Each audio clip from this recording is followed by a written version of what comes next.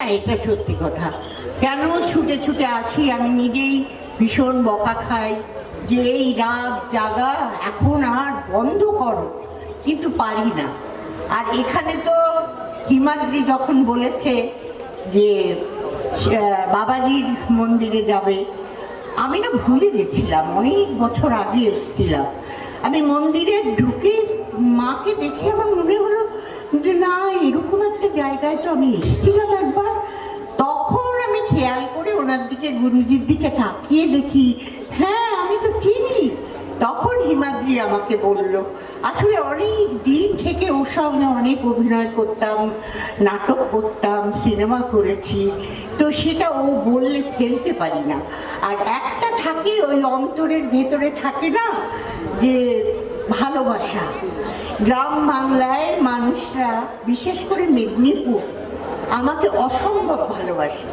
তো সেই ভালোবাসার টানে আমি চলে আসি। আর এখানে এসে ভীষণ আনন্দ হলো যে গুরুজির দেখা পেলাম, এবং ভালো লাগলো ওনার সব কথা শুনে যে আপনারা সত্যি খুবই ভালো আছেন। এই পিংলা গ্রামের সবাই এমন সুন্দর একটা মানুষ, ভগবানের মতো, তাকে পেয়েছেন। এটা তো অনেক ভাগ্যের দরকার না? আমরা শহরে থাকি সব উল্টোপাল্টা লোকের মধ্যে, হ্যাঁ, সেখানে একজন সৎ এবং ঈশ্বরই পাঠিয়েছেন এই যে আপনাদের সকলকে তিনি সেবা করেন, কোনো বিপদে আপদে ঝাঁপিয়ে পড়ছেন, সমস্ত হসপিটাল বা এই যেসব গরিব দুঃখীদের উনি যেভাবে সেবা করছেন। কটা মানুষের জীবনে এটা হয় বলুন তো?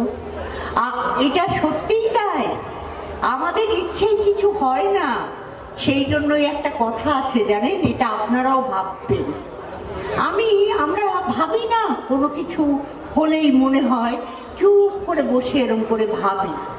তখন মনে মনে ভাববেন, ভাবছো বসে চলবে কিসে? তুমি ভাববার কে? যার ভাবনা তিনি ভাবছে, তুমি ভাবো তাকে। বুঝেছেন? কাজেই এখানে আমরা ঈশ্বরের দেখা পাই না। আমরা যে ভালো কাজ করে, ভালো কিছু করে আমাদের জন্য, সৎ মানুষ, সেইটারই অভাব এখনকারের যুগে। তো আপনারা ভাগ্যবান যে গুরুজির এখানে কোনো কিছু বিপদে আপদে দৌড়ে এসে গুরুজিকে বললে গুরুজি তার ব্যবস্থা করছেন। আমি যেমন চলে এলাম,